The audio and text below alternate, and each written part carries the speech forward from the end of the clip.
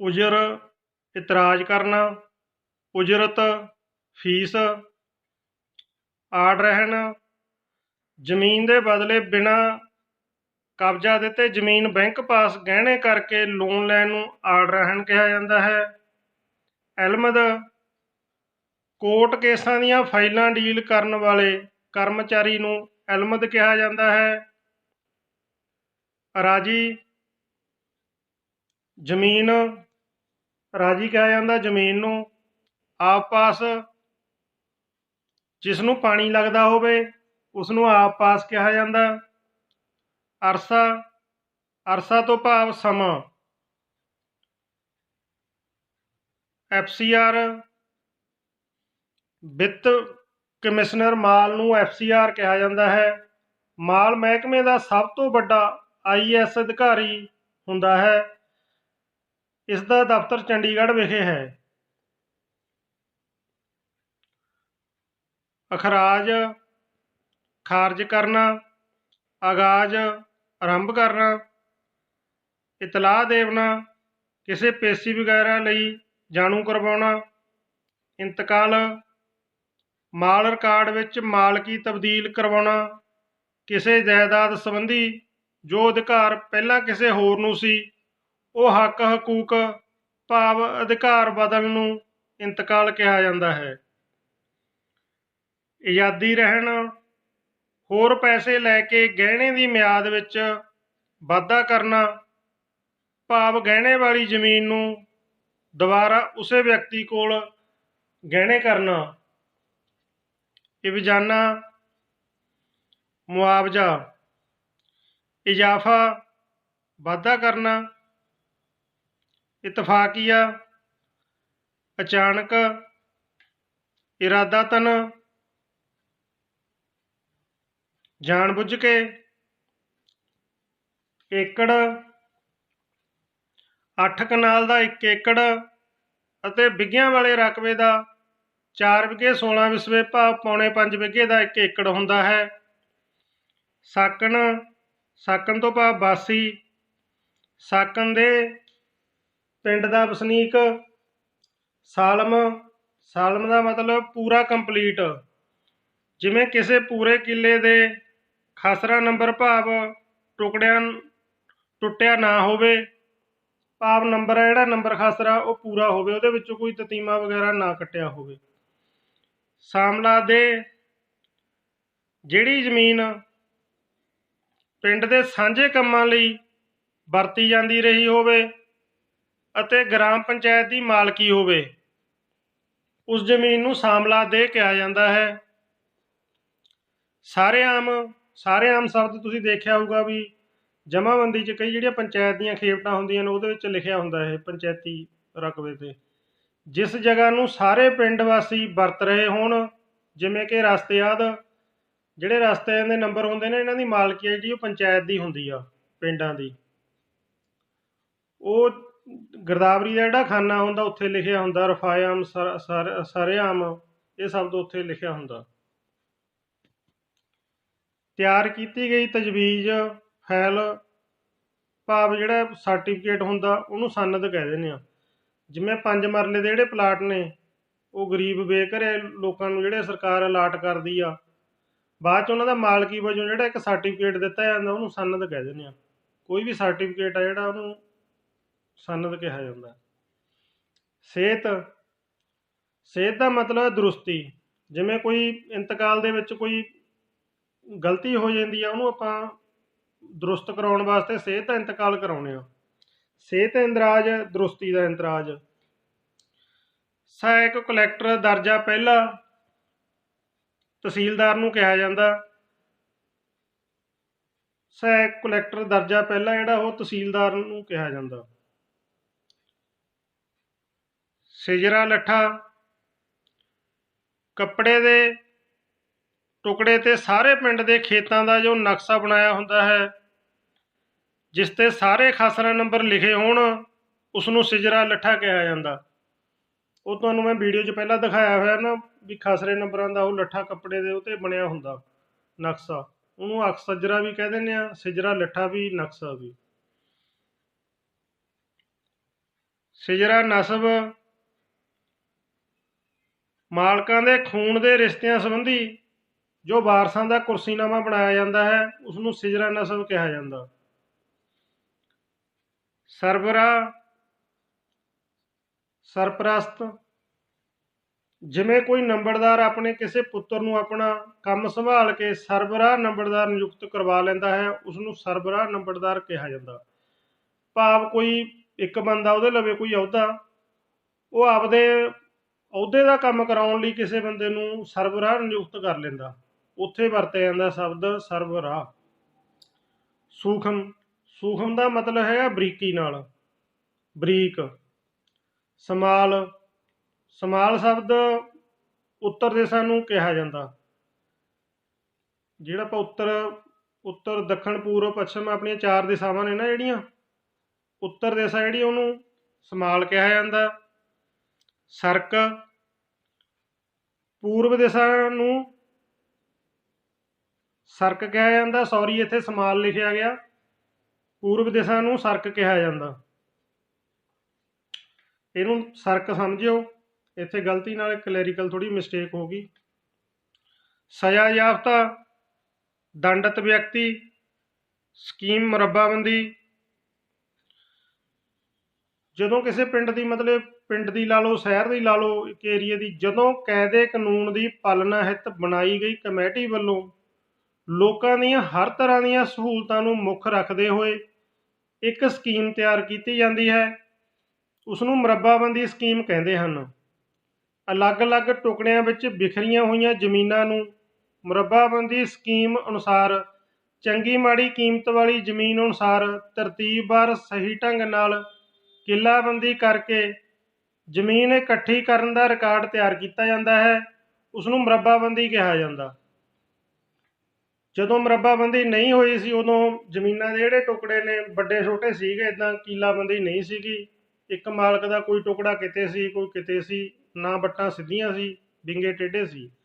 ਉਹ ਮੁਰੱਬਾਬੰਦੀ ਵੇਲੇ ਇੱਕ ਕਮੇਟੀ ਬਣੀ, ਉਹਦੇ ਵਿੱਚ ਨੰਬਰਦਾਰ, ਸਰਪੰਚ, ਕਈ ਹੋਰ ਮੋਹਤਬਰ ਬੰਦੇ ਪਿੰਡ ਦੇ ਹੁੰਦੇ ਨੇ। ਉਹ ਕਮੇਟੀ ਬਣਾਈ ਜਾਂਦੀ ਹੈ, ਜਿਵੇਂ ਆਪਾਂ ਘਰ ਦਾ ਨਕਸ਼ਾ ਤਿਆਰ ਕਰਦੇ ਹਾਂ, ਆਪਣਾ ਪਹਿਲਾਂ ਬਣਾਉਣ ਤੋਂ ਪਹਿਲਾਂ ਨੇਹਾ ਭਰਦੇ ਹਾਂ, ਉਸੇ ਤਰ੍ਹਾਂ ਇੱਕ ਸਕੀਮ ਤਿਆਰ ਕੀਤੀ ਜਾਂਦੀ ਆ ਵੀ ਆਹ ਇੰਨੀ ਕੁ ਜਗ੍ਹਾ ਆਪਾਂ ਸਕੂਲ ਵਾਸਤੇ ਛੱਡਾਂਗੇ, ਇੰਨੀ ਕੁ ਧਰਮਸ਼ਾਲਾ ਵਾਸਤੇ, ਆਹ ਰਸਤੇ ਹੋਣਗੇ, ਆਹ ਚਰਾਂਦ ਵਾਸਤੇ ਛੱਡਣੀਆਂ, ਸ਼ਮਸ਼ਾਨ ਘਾਟ ਵਾਸਤੇ, ਕਬਰਸਤਾਨਾਂ ਵਾਸਤੇ, ਇੱਦਾਂ ਦੀ ਇੱਕ ਸਕੀਮ ਤਿਆਰ ਕੀਤੀ ਜਾਂਦੀ ਆ। ਉਹਦੇ 'ਚ ਸਾਰਾ ਹਿਸਾਬ ਕਿਤਾਬ ਲਾਇਆ ਜਾਂਦਾ ਖੇਤਾਂ ਦਾ ਨਕਸ਼ਾ ਬਣਾਉਣ ਦਾ, ਵੀ ਇੱਦਾਂ ਇੱਦਾਂ ਕਿੱਲਾ ਵੱਟਾਂ ਬਣਾਉਣੀਆਂ ਨੇ, ਉਹਨੂੰ ਸਕੀਮ ਕਹਿੰਦੇ ਨੇ, ਮੁਰੱਬਾਬੰਦੀ scheme. CWP, civil writ petition ਨੂੰ CWP ਕਿਹਾ ਜਾਂਦਾ ਹੈ। ਮਾਣਯੋਗ ਹਾਈ ਕੋਰਟ ਵਿਖੇ ਜੋ ਕੇਸ ਦਾਇਰ ਕੀਤਾ ਜਾਂਦਾ ਹੈ ਉਹ ਕੇਸ ਨੂੰ ਸਿਵਲ ਰਿਟ ਪਟੀਸ਼ਨ ਕਿਹਾ ਜਾਂਦਾ ਹੈ। ਜਦੋਂ ਆਪਾਂ ਕੋਈ ਹੇਠਲੀ ਅਦਾਲਤ ਦੇ ਫੈਸਲੇ ਨੂੰ ਚੈਲੰਜ ਕਰਦੇ ਹਾਂ ਹਾਈ ਕੋਰਟ 'ਚ, ਉਹ ਜਿਹੜਾ ਕੇਸ ਨੰਬਰ ਹੁੰਦਾ ਉਹ ਆਪਾਂ CWP ਕਹਿੰਦੇ ਹਾਂ, ਉਹਨੂੰ civil writ petition number. COCP, ਮਾਣਯੋਗ ਅਦਾਲਤ ਦੇ ਹੁਕਮਾਂ ਦੀ ਉਲੰਘਣਾ ਕਰਨਾ। ਅਦਾਲਤ ਦੇ ਹੁਕਮਾਂ ਨੂੰ ਨਾ ਮੰਨਣ ਦੇ ਖਿਲਾਫ ਅਪੀਲ ਪਾਉਣ ਵਾਲੇ ਕੇਸ ਨੂੰ COCP ਕਿਹਾ ਜਾਂਦਾ ਹੈ। ਜਦੋਂ ਕੋਈ ਹੇਠਲੀ ਅਦਾਲਤ 'ਚੋਂ ਕੋਈ ਹੁਕਮ ਹੁੰਦਾ ਜਾਂ ਹਾਈ ਕੋਰਟ 'ਚ ਹੀ ਹੁੰਦਾ, ਉਹ ਕੋਈ ਮਤਲਬ ਕਿ ਮਾਣਯੋਗ ਹਾਈ ਕੋਰਟ ਕਿਸੇ ਅਧਿਕਾਰੀ ਨੂੰ ਜਾਂ ਕੋਈ ਕਿਸੇ ਵੀ ਤਰ੍ਹਾਂ ਦਾ ਕੋਈ ਹੁਕਮ ਜਾਰੀ ਕਰਦੇ ਨੇ, ਡਾਇਰੈਕਸ਼ਨਾਂ ਜਾਰੀ ਕਰਦੇ ਨੇ, ਜੇ ਉਹ ਹੁਕਮਾਂ ਦੀ ਪਾਲਣਾ ਨਹੀਂ ਹੁੰਦੀ, ਉਹ ਸਮੇਂ ਦੇ ਵਿੱਚ ਜਿੰਨਾ ਸਮਾਂ ਮਾਣਯੋਗ ਅਦਾਲਤ ਦਿੰਦੀ ਆ, 3 ਮਹੀਨੇ 6 ਮਹੀਨੇ, ਜੋ ਨਿਸ਼ਚਿਤ ਸਮੇਂ ਦੇ ਵਿੱਚ ਉਹ ਕੰਮ ਨਹੀਂ ਹੁੰਦਾ, ਹੁਕਮਾਂ ਦੀ ਪਾਲਣਾ ਨਹੀਂ ਹੁੰਦੀ, ਫਿਰ ਆਪਾਂ ਕੰਟੈਂਪਟ ਦਾਇਰ ਕਰਦੇ ਹਾਂ, ਉਹਨੂੰ COCP ਕਹਿੰਦੇ ਨੇ। ਸੰਮਤੀ ਪਟਵਾਰੀ, ਸੰਮਤੀ ਪਟਵਾਰੀ ਪੰਚਾਇਤ ਵਿਭਾਗ ਦਾ ਉਹ ਸਰਕਾਰੀ ਕਰਮਚਾਰੀ ਹੁੰਦਾ ਹੈ ਜੋ ਪੰਚਾਇਤ ਵਿਭਾਗ ਦੀਆਂ ਸ਼ਾਮਲਾ ਜ਼ਮੀਨਾਂ ਦੇ ਰਿਕਾਰਡ ਦਾ ਹਰ ਤਰ੍ਹਾਂ ਦਾ ਹਿਸਾਬ ਕਿਤਾਬ ਰੱਖਦਾ ਹੈ। ਹੈਕਟੇਅਰ, 1 ਹੈਕਟੇਅਰ ਵਿੱਚ 12 ਬਿੱਘੇ ਹੁੰਦੇ ਹਨ, ਜਾਂ ਇਹ ਕਹਿ ਲਵੋ ਕਿ 1 ਹੈਕਟੇਅਰ ਵਿੱਚ 20 ਕਨਾਲਾਂ ਹੁੰਦੀਆਂ ਨੇ। ਭਾਵ ਜ਼ਮੀਨਾਂ 2 ਤਰ੍ਹਾਂ ਦੀਆਂ ਹੁੰਦੀਆਂ ਨੇ, ਬਿੱਘੇ ਵਿਸਵੇਂ ਵਾਲੀ ਅਤੇ 1 ਕਨਾਲ ਮਰਲੇ ਵਾਲੀ। ਜੇ ਤਾਂ ਬਿੱਘੇ ਵਿਸਵੇਂ ਵਾਲੀ ਜ਼ਮੀਨ ਦੇ ਹਿਸਾਬ ਨਾਲ ਹੈਕਟੇਅਰ ਕੱਢਣਾ ਤਾਂ 1 ਹੈਕਟੇਅਰ ਦੇ ਵਿੱਚ 12 ਬਿੱਘੇ ਹੋਣਗੇ, ਜੇ ਕਨਾਲ ਮਰਲੇ ਵਾਲੀ ਤਾਂ 1 ਹੈਕਟੇਅਰ ਬਰਾਬਰ 20 ਕਨਾਲ। ਹਸਬ ਜੈਲ ਦਾ ਮਤਲਬ ਹੈ ਨਿਮਨ ਲਿਖਤ ਅਨੁਸਾਰ, ਵੀ ਹੇਠ ਲਿਖੇ ਅਨੁਸਾਰ। ਹਸ ਦੇ ਅਨੁਸਾਰ, ਹਸਬ ਦਾ ਮਤਲਬ ਹੈ ਵੀ ਦੇ ਅਨੁਸਾਰ। ਹਸਬ ਜ਼ਾਬਤਾ, ਹਸਬ ਜ਼ਾਬਤਾ ਦਾ ਮਤਲਬ ਹੈ ਵੀ ਕਾਨੂੰਨ ਅਨੁਸਾਰ ਕਾਰਵਾਈ। ਆ ਨੰਨਾ ਵੈਸੇ ਵਾਧੂ ਲਿਖਿਆ ਗਿਆ, ਇਹਨੂੰ ਨਾ ਸਮਝਿਓ। ਕਾਨੂੰਨ ਅਨੁਸਾਰ ਕਾਰਵਾਈ। ਹਮਸੀਰਾ, ਹਮਸੀਰਾ ਦਾ ਮਤਲਬ ਹੈਗਾ ਸਕੀ ਭੈਣ। ਹਿਵਾ, ਹਿਵਾ ਦਾ ਮਤਲਬ ਹੈ ਵੀ ਕਿਸੇ ਨੂੰ ਆਪਣੀ ਮਾਲਕੀ ਬਿਨਾਂ ਪੈਸਿਆਂ ਦੇ ਦਾਨ ਕਰਨਾ। ਜਿਹੜੀ ਆਪਾਂ ਬਿਨਾਂ ਪੈਸੇ ਲੈ ਕਿਸੇ ਨੂੰ ਆਪਾਂ ਕਹਿ ਦਿੰਦੇ ਵੀ ਹਿਵਾ ਕਰਾਤਾ, ਵੀ ਕਿਸੇ ਨੂੰ ਦਾਨ, ਗਿਫਟ, ਜਿਹਨੂੰ ਗਿਫਟ ਕਹਿ ਦਿੰਦੇ ਆ, ਇਹਦਾ ਮਤਲਬ ਅਸਲ 'ਚ ਗਿਫਟ ਆ ਹਿਵਾ ਦਾ। ਹੱਦਬਸਤ, ਮਾਲ ਵਿਭਾਗ ਵੱਲੋਂ ਪਿੰਡ ਨੂੰ ਦਿੱਤਾ ਗਿਆ ਸੀਰੀਅਲ ਨੰਬਰ। ਜਿਵੇਂ ਪਿੰਡਾਂ ਦਾ ਨੰਬਰ, ਜਿਵੇਂ ਜਮ੍ਹਾਂਬੰਦੀ 'ਚ ਖੇਵਟਾਂ ਦਾ ਨੰਬਰ ਹੁੰਦਾ 1 2 3, ਇਸੇ ਤਰ੍ਹਾਂ ਇੱਕ ਤਹਿਸੀਲ ਦੇ ਵਿੱਚ ਜਿਹੜੇ ਪਿੰਡ ਨੇ ਉਹਨਾਂ ਨੂੰ ਇੱਕ ਸੀਰੀਅਲ ਨੰਬਰ ਦਿੱਤਾ ਹੋਇਆ, ਵੀ ਉਹਨੂੰ ਹੱਦਬਸਤ ਕਹਿੰਦੇ ਨੇ, ਵੀ ਇਹਦਾ ਹੱਦਬਸਤ ਨੰਬਰ ਇੰਨਾ, ਇਹਦਾ ਇੰਨਾ। ਉਹ ਸੀਰੀਅਲ ਵਾਈਜ਼ ਸਾਰੇ ਪਿੰਡਾਂ ਦੀ ਗਿਣਤੀ ਹੈ ਇੱਕ ਤਰ੍ਹਾਂ ਦੀ, ਮਾਲ ਮਹਿਕਮੇ ਦੇ ਰਿਕਾਰਡ ਅਨੁਸਾਰ, ਉਹਨੂੰ ਹੱਦਬਸਤ ਕਿਹਾ ਜਾਂਦਾ।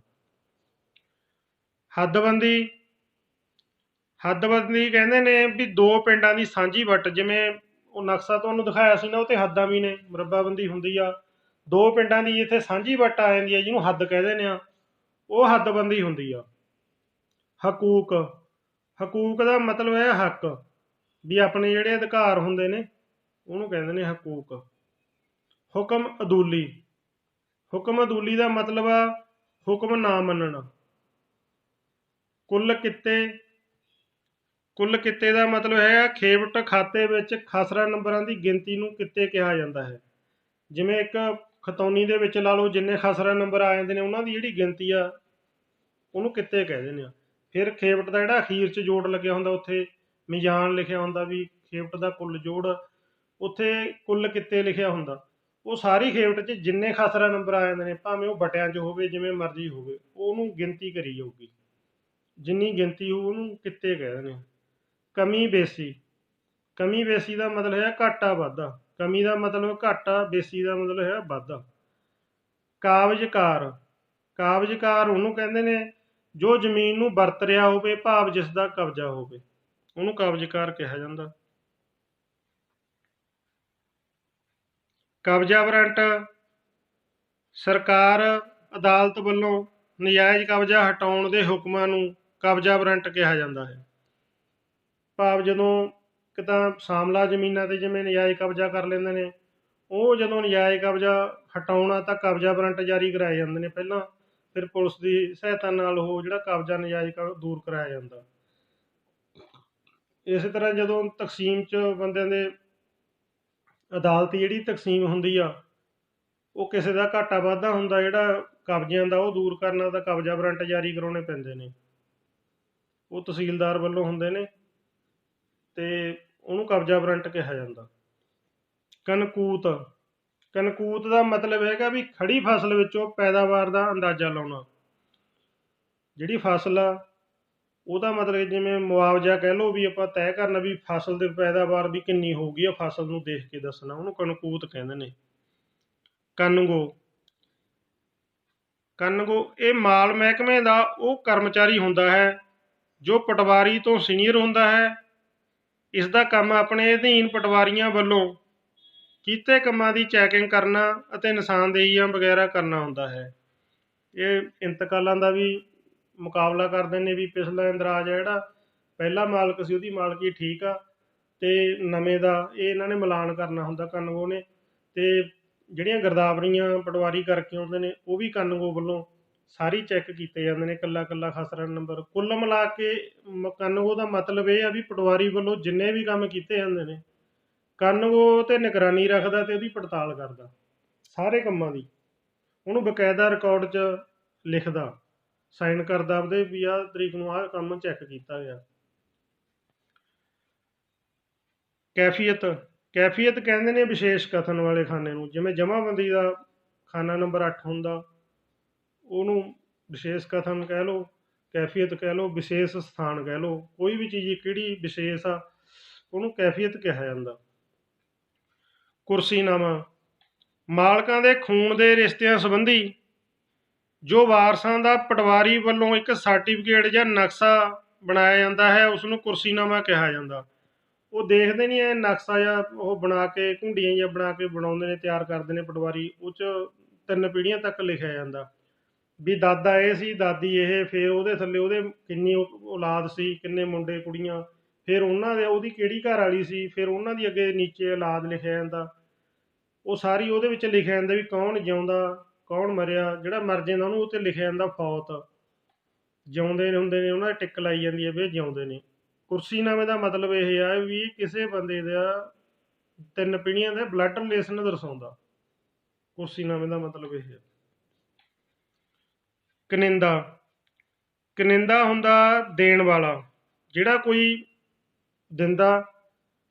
ਜਿਵੇਂ ਜਮ੍ਹਾਂਬੰਦੀ ਦੇ ਖਾਨਾ ਕਾਸਤ ਵਿੱਚ ਤਬਾਦਲੇ ਵਾਲੇ ਇੰਦਰਾਜ ਵਿੱਚ ਲਿਖਿਆ ਹੁੰਦਾ ਹੈ ਕਿ ਫਲਾਣਾ ਸਿੰਘ ਹਿੱਸੇਦਾਰ ਤਬਾਦਲਾ ਕਨਿੰਦਾ। ਜਿੱਥੇ ਇਹ ਆ ਜਾਂਦਾ ਵੀ ਫਲਾਣਾ ਸਿੰਘ ਹਿੱਸੇਦਾਰ ਤਬਾਦਲਾ ਕਨਿੰਦਾ, ਇਹਦਾ ਮਤਲਬ ਇਹ ਹੈ ਵੀ ਜਿਹੜਾ ਇਹ ਫਲਾਣਾ ਸਿੰਘ ਆ ਇਹ ਤਬਾਦਲੇ 'ਚ ਜਗ੍ਹਾ ਦੇ ਰਿਹਾ, ਭਾਵ ਜੋ ਤਬਾਦਲੇ ਰਾਹੀਂ ਜ਼ਮੀਨ ਦੇ ਰਿਹਾ ਹੈ। ਉਹ ਤੋਂ ਬਾਅਦ ਵਾਲਾ ਬੰਦਾ ਜਿਹੜਾ ਹੁੰਦਾ ਉਹ ਜ਼ਮੀਨ ਲੈ ਰਿਹਾ ਹੁੰਦਾ। ਖੇਵਟ, ਜਮ੍ਹਾਂਬੰਦੀ ਦਾ ਕਾਲਮ ਨੰਬਰ 1 ਜਿਸ ਵਿੱਚ ਮਾਲਕਾਂ ਦੀ ਮਾਲਕੀ ਦਾ ਖਾਤਾ ਲਿਖਿਆ ਹੁੰਦਾ ਹੈ। ਇਹ ਫਰਦ 'ਚ ਪਹਿਲਾਂ ਹੀ ਕਾਲਮ ਹੁੰਦਾ, ਇਹਦੇ ਬਾਰੇ ਪਹਿਲਾਂ ਵੀ ਤੁਹਾਨੂੰ ਕਈ ਵਾਰੀ ਦੱਸ ਚੁੱਕਿਆ, ਇਹ ਸਾਰਿਆਂ ਨੂੰ ਪਤਾ ਹੀ ਆ ਵੀ ਖੇਵਟ ਨੰਬਰ ਕੀ ਹੁੰਦਾ। ਖਤੌਨੀ, ਖਤੌਨੀ ਹੁੰਦੀ ਆ ਉਹ ਖੇਵਟ ਦਾ ਜਿਹੜਾ ਅਗਲਾ ਸਬ ਖਾਤਾ ਹੁੰਦੇ ਨੇ ਉਹਨੂੰ ਖਤੌਨੀ ਕਹਿੰਦੇ ਨੇ। ਕਾਸ਼ਤਕਾਰ ਦੇ ਖਾਤੇ ਨੂੰ ਖਤੌਨੀ ਨੰਬਰ ਕਿਹਾ ਜਾਂਦਾ ਹੈ। ਇਸ ਖਾਤੇ ਵਿੱਚ ਜ਼ਮੀਨ ਤੇ ਕਾਸ਼ਤਕਾਰ ਅਤੇ ਗਿਰਦਾਵਰੀ ਦਾ ਵੇਰਵਾ ਲਿਖਿਆ ਹੁੰਦਾ ਹੈ ਕਿ ਇਸ ਰਕਬੇ ਤੇ ਕਿਸ ਦਾ ਕਬਜ਼ਾ ਹੈ। ਖਤੌਨੀ ਪੈਮਾਇਸ਼, ਇਸ ਦਸਤਾਵੇਜ਼ ਵਿੱਚ ਮੁਰੱਬਾਬੰਦੀ ਤੋਂ ਪਹਿਲਾਂ ਦੇ ਖੇਵਟ ਨੰਬਰ, ਖਸਰਾ ਨੰਬਰ, ਰਕਬਾ ਅਤੇ ਮੁਰੱਬਾਬੰਦੀ ਤੋਂ ਬਾਅਦ ਵਾਲੇ ਖੇਵਟ ਨੰਬਰ, ਖਸਰਾ ਨੰਬਰ ਤੇ ਰਕਬਾ ਲਿਖਿਆ ਹੁੰਦਾ। ਉਹਦੇ ਕਾਲਮ ਇਸ ਤਰ੍ਹਾਂ ਦੇ ਬਣੇ ਹੁੰਦੇ ਨੇ, ਉਹ 'ਚ ਲਿਖਿਆ ਹੁੰਦਾ ਵੀ ਇਹ ਸਾਬਕਾ, ਇਹ ਹਾਲੀ ਆ। ਉਹਨਾਂ ਦੇ ਵਿੱਚ ਜੋ ਵੀ ਕੰਪੈਰੀਜ਼ਨ ਹੁੰਦਾ ਉਹ ਸਾਰਾ ਨਵਾਂ ਪੁਰਾਣਾ ਇੱਦਾਂ ਖਤੌਨੀ ਪੈਮਾਇਸ਼ 'ਚ ਮੈਂਸ਼ਨ ਕੀਤਾ ਹੁੰਦਾ। ਖਸਰਾ ਨੰਬਰ, ਪਿੰਡ ਦੇ ਨਕਸ਼ੇ ਵਿੱਚ ਜੋ ਜ਼ਮੀਨ ਦੇ ਖੇਤ ਨੂੰ ਨੰਬਰ ਦਿੱਤਾ ਹੁੰਦਾ ਉਹਨੂੰ ਖਸਰਾ ਨੰਬਰ ਕਿਹਾ ਜਾਂਦਾ। ਇਹ ਤੁਹਾਨੂੰ ਸਾਰਿਆਂ ਨੂੰ ਪਤਾ ਹੀ ਆ, ਮੇਨ ਚੀਜ਼ ਆ। ਖੁਦਕਾਸਤ, ਜੋ ਆਪਣੀ ਮਾਲਕੀ ਵਾਲੀ ਜ਼ਮੀਨ ਤੇ ਖੇਤੀ ਆਪ ਕਰਦਾ ਹੋਵੇ ਉਹਨੂੰ ਖੁਦਕਾਸਤ ਕਿਹਾ ਜਾਂਦਾ। ਵੀ ਉਹ ਮਾਲਕ ਵੀ ਉਹੀ ਆ ਮਾਲਕੀ ਖਾਨੇ 'ਚ ਤੇ ਉਹ ਤੇ ਕਬਜ਼ਾ ਵੀ ਉਹਦਾ ਬਾਹੀ ਉਹੀ ਕਰਦਾ, ਮਤਲਬ ਗਿਰਦਾਵਰੀ ਉਹਦੇ ਨਾਮ ਤੇ ਹੀ ਆ ਜਿੱਥੇ ਖੁਦਕਾਸਤ ਸ਼ਬਦ ਆ ਜਾਂਦਾ। ਖਾਬੰਦ, ਖਾਬੰਦ ਦਾ ਮਤਲਬ ਪਤੀ, ਪਤੀ ਨੂੰ ਘਰ ਵਾਲੇ ਨੂੰ ਕਹਿੰਦੇ ਨੇ ਖਾਬੰਦ। ਖਾਨਗੀ, ਆਪਸੀ ਸਹਿਮਤੀ ਨਾਲ ਘਰੇਲੂ ਤੌਰ ਤੇ ਕੀਤੀ ਗਈ ਲਿਖਤ ਜੋ ਰਜਿਸਟਰਡ ਨਾ ਹੋਵੇ ਉਹਨੂੰ ਖਾਨਗੀ ਕਹਿੰਦੇ ਨੇ। ਜਿਵੇਂ ਖਾਨਗੀ ਵਸੀਅਤ ਆ ਗਏ, ਖਾਨਗੀ ਤਬਾਦਲਾ ਆ ਗਿਆ, ਉਹ ਜਿਹੜੀਆਂ ਘਰੇਲੂ ਤੌਰ ਤੇ, ਭਾਵ ਉਹ ਤਹਿਸੀਲਦਾਰ ਦੇ ਦਫ਼ਤਰ ਤੋਂ, ਸਬ ਰਜਿਸਟਰਾਰ ਤੋਂ ਉਹ ਰਜਿਸਟਰਡ ਨਹੀਂ ਹੋਈ ਹੋਈ, ਘਰੇਲੂ ਤੌਰ ਤੇ ਆ, ਅਸਟਾਮ ਤੇ ਕੀਤੀ ਹੋਈ ਆ।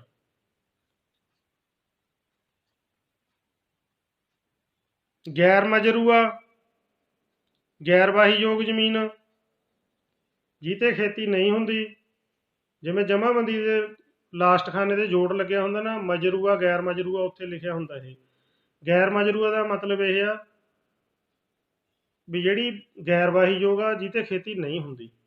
ਗੋਸਵਾਰਾ, ਗੋਸਵਾਰਾ ਦਾ ਮਤਲਬ ਆ ਵੇਰਵਾ, ਉਹਦੀ ਡਿਟੇਲ ਬਣਾਉਣੀ। ਜਦੋਂ ਆਪਾਂ ਕਿਸੇ ਚੀਜ਼ ਦਾ ਹਿਸਾਬ ਕਿਤਾਬ ਕੱਢਦੇ ਆ ਨਾ ਪੂਰੀ ਡਿਟੇਲ, ਉਹਨੂੰ ਗੋਸਵਾਰਾ ਕਹਿ ਦਿੰਦੇ ਨੇ। ਉਹਨੂੰ ਇੰਡੈਕਸ ਕਹਿ ਲਓ, ਗੋਸਵਾਰਾ ਹੁੰਦਾ ਪੂਰਾ ਜਿਹਤੇ ਡਿਟੇਲ ਲਿਖੀ ਜਾਵੇ।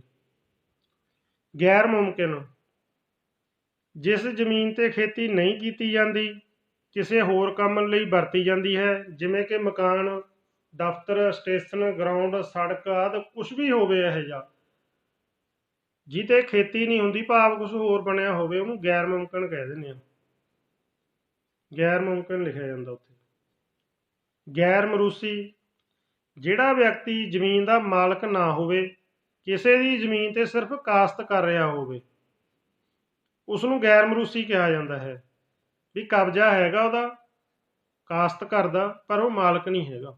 ਜਿਵੇਂ ਕਿਰਾਏ ਤੇ ਕਹਿ ਲਓ, ਬੰਦਾ ਕਿਰਾਏ ਤੇ ਬੈਠਾ, ਉਹ ਗੈਰ ਮਰੂਸੀ ਹੁੰਦਾ। ਜਿਹੜਾ ਬੰਦਾ ਸਿਰਫ ਕਬਜ਼ਾ ਜ਼ਮੀਨ ਤੇ ਵਾਹੀ ਕਰ ਰਿਹਾ, ਮਾਲਕ ਨਹੀਂ ਹੈਗਾ। ਪਰ ਗਿਰਦਾਵਰੀ, ਪਟਵਾਰੀ ਵੱਲੋਂ ਸਾਲ ਵਿੱਚ 2 ਵਾਰੀ, ਹਰ 6 ਮਹੀਨੇ ਬਾਅਦ, ਮਤਲਬ ਸਾਲ 'ਚ 2 ਵਾਰੀ ਹੁੰਦੀ ਹੈ, 6-6 ਮਹੀਨਿਆਂ ਬਾਅਦ ਸਾਰੇ ਖੇਤਾਂ ਦਾ ਮੁਆਇਨਾ ਕੀਤਾ ਜਾਂਦਾ ਹੈ ਕਿ ਕਿਹੜੇ ਮਾਲਕ ਦੇ ਕਿਸ ਖੇਤ ਭਾਵ ਖਸਰਾ ਨੰਬਰ ਦੇ ਕਿੰਨੇ ਰਕਬੇ ਵਿੱਚ ਕਿਹੜੀ ਫਸਲ ਬੀਜੀ ਹੋਈ ਹੈ। ਇਸ ਨੂੰ ਗਿਰਦਾਵਰੀ ਕਰਨਾ ਕਿਹਾ ਜਾਂਦਾ ਹੈ। ਪਟਵਾਰੀ ਉਹ ਅਕਸ ਲੱਠਾ ਲੈ ਕੇ ਨਕਸ਼ਾ ਲੈ ਕੇ ਨਾਲ ਖੇਤਾਂ 'ਚ ਜਾਂਦਾ, ਇਕੱਲਾ ਇਕੱਲਾ ਖਸਰਾ ਨੰਬਰ ਉੱਥੇ ਜਾ ਕੇ ਚੈੱਕ ਕਰਦਾ ਹਰ 6 ਮਹੀਨਿਆਂ ਬਾਅਦ ਵੀ ਕਿਹੜੇ ਖਸਰਾ ਨੰਬਰ 'ਚ ਕਿੰਨੇ ਕਿੰਨੇ ਰਕਬੇ 'ਚ ਆਹ ਫਸਲ ਖੜੀ ਆ। ਬਾਅਦ 'ਚ ਇਹਦੀ ਕੰਨਗੋ ਪੜਤਾਲ ਵੀ ਕਰਦਾ। ਗਰਭ, ਪੱਛਮ ਦਿਸ਼ਾ ਨੂੰ ਗਰਭ ਕਿਹਾ ਜਾਂਦਾ ਹੈ। ਗਰਿੰਦਾ, ਗਰਿੰਦਾ ਉਵੇਂ ਹੀ ਆ ਗਿਆ ਜਿਵੇਂ ਆਪਾਂ ਤੁਹਾਨੂੰ ਦੱਸਿਆ ਸੀ ਨਾ ਵੀ ਕਨਿੰਦਾ, ਤਬਾਦਲਾ ਕਨਿੰਦਾ। ਗਰਿੰਦਾ ਦਾ ਮਤਲਬ ਹੈ ਲੈਣ ਵਾਲਾ, ਕਨਿੰਦਾ ਦਾ ਹੈਗਾ ਤੀ ਦੇਣ ਵਾਲਾ, ਗਰਿੰਦਾ ਹੋ ਗਿਆ ਲੈਣ ਵਾਲਾ।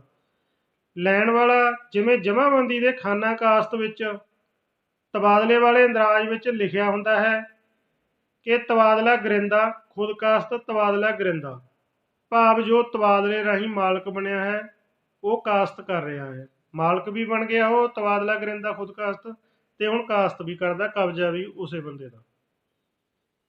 ਜਿੱਥੇ ਖਾਨਾ ਕਾਸਤ 'ਚ ਖਤੌਨੀ ਦੇ ਵਿੱਚ ਇਹ ਸ਼ਬਦ ਆ ਗਿਆ ਨਾ ਕਨਿੰਦਾ ਤੇ ਗਰਿੰਦਾ, ਇਹਦਾ ਮਤਲਬ ਇਹ ਆ ਵੀ ਇਹ ਬੰਦਾ ਜਿਹੜਾ ਮਾਲਕ ਬਣ ਗਿਆ ਤੇ ਕਾਬਜ਼ਕਾਰ ਗਿਰਦਾਵਰੀ ਵੀ ਇਹਦੇ ਨਾਮ ਤੇ ਆ। ਗੈਰ ਮਨਕੂਲਾ ਜਾਇਦਾਦ, ਅਚਲ ਸੰਪत्ति ਜਿਵੇਂ ਜ਼ਮੀਨ ਮਕਾਨ ਵਗੈਰਾ, ਜੋ ਜਾਇਦਾਦ ਇੱਕ ਜਗ੍ਹਾ ਤੋਂ ਦੂਜੀ ਜਗ੍ਹਾ ਤੇ ਚੱਲ ਕੇ ਨਾ ਜਾ ਸਕਦੀ ਹੋਵੇ। ਚਾਹੀ, ਵਾਹੀਯੋਗ ਜ਼ਮੀਨ ਜਿਸ ਨੂੰ ਮੋਟਰਾਂ ਦਾ ਪਾਣੀ ਲੱਗਦਾ ਹੋਵੇ, ਭਾਵ ਖੇਤੀਬਾੜੀ ਵਾਲੀ ਬਹਿੰਦੜ ਜਿਹੜੀ ਜ਼ਮੀਨ ਆ ਵਾਹੀਯੋਗ ਆ ਉਹਨੂੰ ਆਪਾਂ ਚਾਹੀ ਜ਼ਮੀਨ ਕਹਿੰਦੇ ਆ।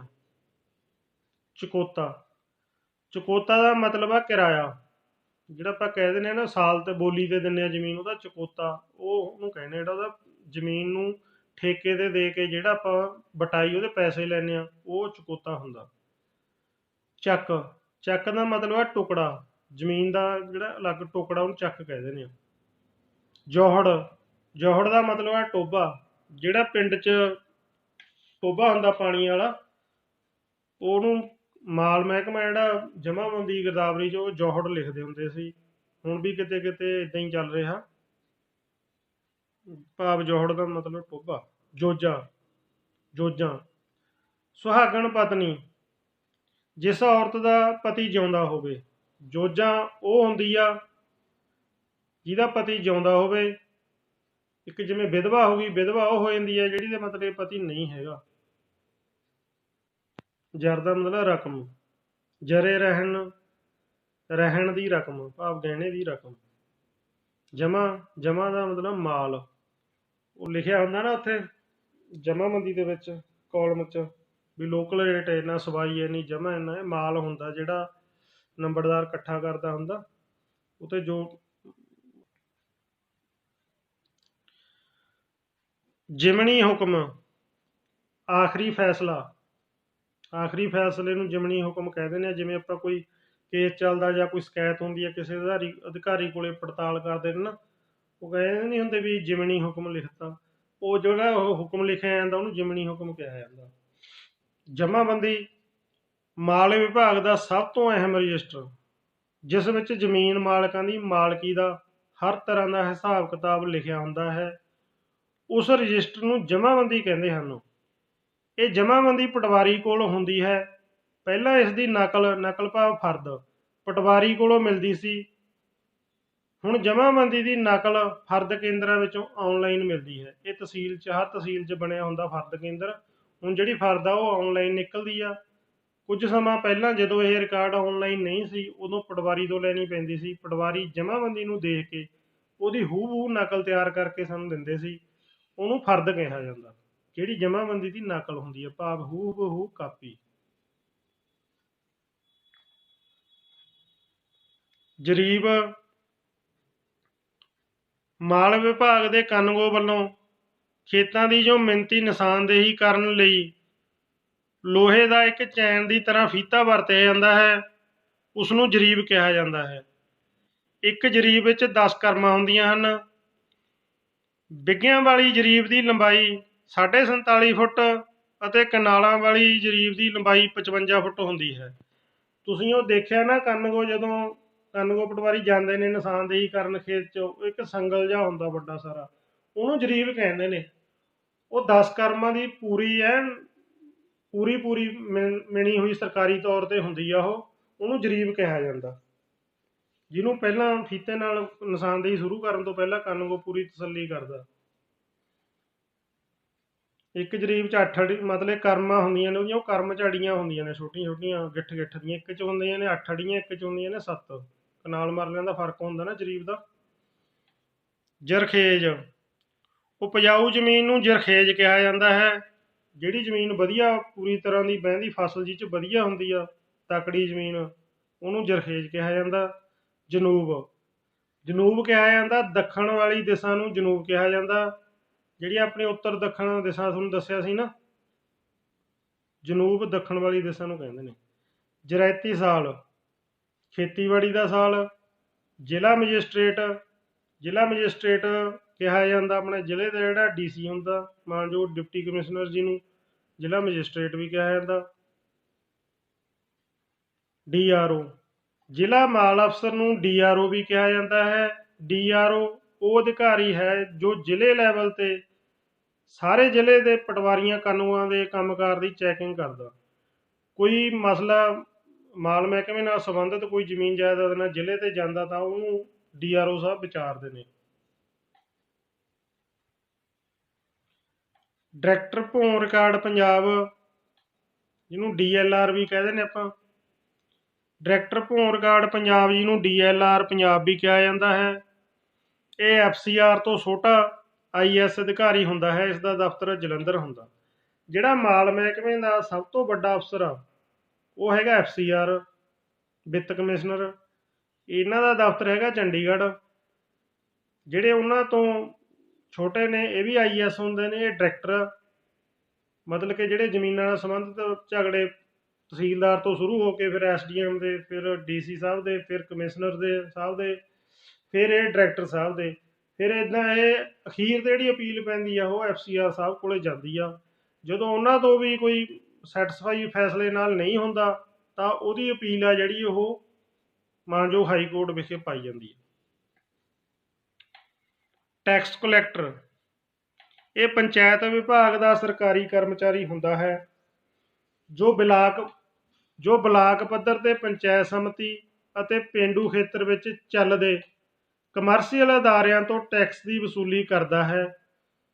ਹਰ BDO ਦਫ਼ਤਰ ਵਿੱਚ ਇੱਕ ਟੈਕਸ ਕਲੈਕਟਰ ਹੁੰਦਾ ਹੈ।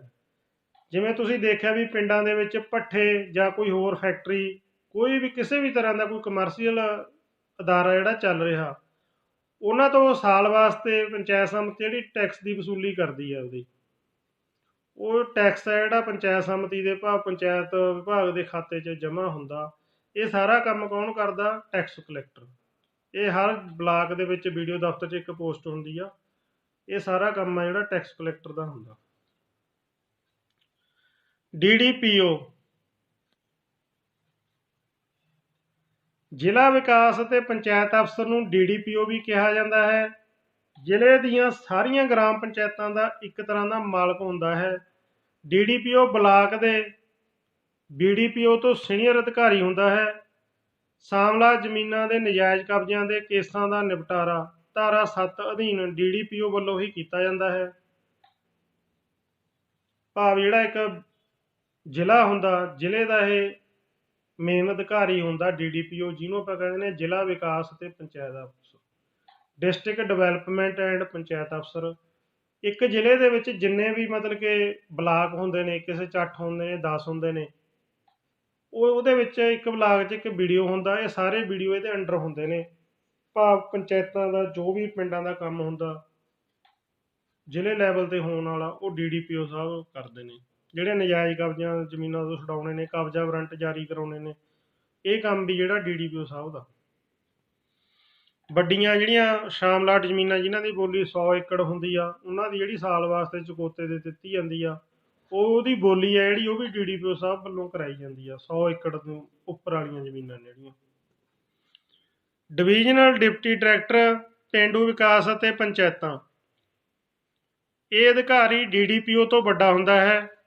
ਕਈ ਜ਼ਿਲ੍ਹਿਆਂ ਦੀ ਇੱਕ ਡਿਵੀਜ਼ਨ ਹੁੰਦੀ ਹੈ, ਜਿਵੇਂ ਆਪਣੀਆਂ ਪਟਿਆਲਾ ਡਿਵੀਜ਼ਨ, ਇਹਦੇ ਵਿੱਚ ਲੁਧਿਆਣਾ ਸੰਗਰੂਰ ਇਹ ਪੈ ਜਾਂਦੇ ਨੇ, ਫਿਰੋਜ਼ਪੁਰ ਡਿਵੀਜ਼ਨ, ਇੱਦਾਂ ਇਹ 3-4 ਲੁਧਿਆਣਾ, ਆਪਣੇ 3-4 ਡਿਵੀਜ਼ਨਾਂ ਨੇ ਜਿਹੜੀਆਂ ਪੰਜਾਬ ਦੀਆਂ, ਉਹਦਾ ਮਾਲਕ ਹੁੰਦਾ ਡਿਵੀਜ਼ਨ ਡਿਪਟੀ ਡਾਇਰੈਕਟਰ ਪੂਰਾ। ਉਹਦੇ ਵਿੱਚ ਜਿੰਨੇ ਜ਼ਿਲ੍ਹੇ ਪੈਂਦੇ ਨੇ, ਜਿੰਨੀਆਂ ਵੀ ਪੰਚਾਇਤਾਂ ਆਈਆਂ, ਪੰਚਾਇਤਾਂ ਨਾਲ ਸੰਬੰਧਿਤ ਹੁੰਦਾ ਇਹ, ਪੰਚਾਇਤ ਵਿਭਾਗ ਦਾ ਅਧਿਕਾਰੀ ਹੁੰਦਾ। ਇਹ DDPO ਤੋਂ ਵੱਡਾ ਹੁੰਦਾ। ਇਹ ਅਧਿਕਾਰੀ DDPO ਤੋਂ ਵੱਡਾ ਹੁੰਦਾ ਹੈ। ਕਈ ਜ਼ਿਲ੍ਹਿਆਂ ਦੀ ਇੱਕ ਡਿਵੀਜ਼ਨ ਹੁੰਦੀ ਹੈ। ਇਹ ਡਿਵੀਜ਼ਨ ਵਿੱਚ ਪੈਂਦੀਆਂ ਸਾਰੀਆਂ ਪੰਚਾਇਤਾਂ ਦਾ ਇੱਕ ਤਰ੍ਹਾਂ ਨਾਲ ਮਾਲਕ ਹੁੰਦਾ ਹੈ। ਸ਼ਾਮਲਾ ਜ਼ਮੀਨਾਂ ਦੇ ਮਾਲਕੀ ਸੰਬੰਧੀ ਕੇਸਾਂ ਦਾ ਨਿਪਟਾਰਾ ਡਿਵੀਜ਼ਨਲ ਡਿਪਟੀ ਡਾਇਰੈਕਟਰ ਵੱਲੋਂ ਹੀ ਕੀਤਾ ਜਾਂਦਾ ਹੈ। ਭਾਵ ਤੁਸੀਂ ਦੇਖਿਆ ਹੋਊ ਕਈ ਪਿੰਡਾਂ 'ਚ ਝਗੜਾ ਚੱਲਦਾ ਹੁੰਦਾ ਨਾ, ਸ਼ਾਮਲਾਟ ਜ਼ਮੀਨ ਹੁੰਦੀ ਆ, ਉਹਨੂੰ ਪ੍ਰਾਈਵੇਟ ਵਿਅਕਤੀ ਕਹਿੰਦਾ ਵੀ ਇਹ ਮੇਰੀ ਮਾਲਕੀ ਆ, ਪੰਚਾਇਤ ਕਹਿੰਦੀ ਆ ਮੇਰੀ ਆ। ਜਿਹੜਾ ਇੱਦਾਂ ਦਾ ਮਾਲਕੀ ਦਾ ਕੇਸ ਆ, ਉਹਦੀ Punjab village common land regulation act 1961 ਦੀ ਧਾਰਾ 11 ਅਧੀਨ ਡਿਵੀਜ਼ਨ ਡਿਪਟੀ ਡਾਇਰੈਕਟਰ ਕੋਲੇ ਕਲੈਕਟਰ ਦੀਆਂ ਪਾਵਰਾਂ ਨੇ ਉਹਦਾ ਫੈਸਲਾ ਕਰਨ ਦਾ। ਜਿਹੜੇ ਇੱਦਾਂ ਦੇ ਕੇਸ ਨੇ ਉਹ ਸਿਵਲ ਕੋਰਟਾਂ ਦੇ ਵਿੱਚ ਨਹੀਂ ਚੱਲ ਸਕਦੇ। ਅਪੀਲ ਕਰਨਾ, ਖੂਨ ਦੇ ਰਿਸ਼ਤੇ ਵਾਲੀ ਰਜਿਸਟਰੀ ਨੂੰ ਵੀ ਤਬਦੀਲ ਮਲਕੀਅਤ ਕਿਹਾ ਜਾਂਦਾ ਹੈ। ਜਿਹੜੀ ਆਪਾਂ ਬਲੱਡ ਰਿਲੇਸ਼ਨ 'ਚ ਕਿਸੇ ਤੋਂ ਰਜਿਸਟਰੀ ਕਰਾਉਣੇ ਨਾ, ਜਾਂ ਬਾਪ ਪੁੱਤ ਨੂੰ ਕਰਾਉਂਦਾ, ਉਹ ਜਿਹੜੀ ਰਜਿਸਟਰੀ ਉਹਨੂੰ ਤਬਦੀਲ ਮਲਕੀਅਤ ਦੀ ਰਜਿਸਟਰੀ ਕਹਿ ਦਿੰਦੇ ਆ। ਤਾਬੇ ਦਾ ਮਤਲਬ ਹੈਗਾ ਤਹਿਤ, ਰਾਹੀਂ, ਅਨੁਸਾਰ, ਵੀ ਕਿਸੇ ਚੀਜ਼ ਦੇ ਤਾਬੇ ਆਪਾਂ ਉਹਦੇ ਰਾਹੀਂ ਜਾਂ ਉਹਦੇ ਅਨੁਸਾਰ ਉਹਨੂੰ ਉੱਥੇ ਤਾਬੇ ਸ਼ਬਦ ਜਿਹੜਾ ਵਰਤਿਆ ਜਾਂਦਾ। ਤਦਾਦੀ ਦਾ ਮਤਲਬ ਹੈਗਾ ਗਿਣਤੀ।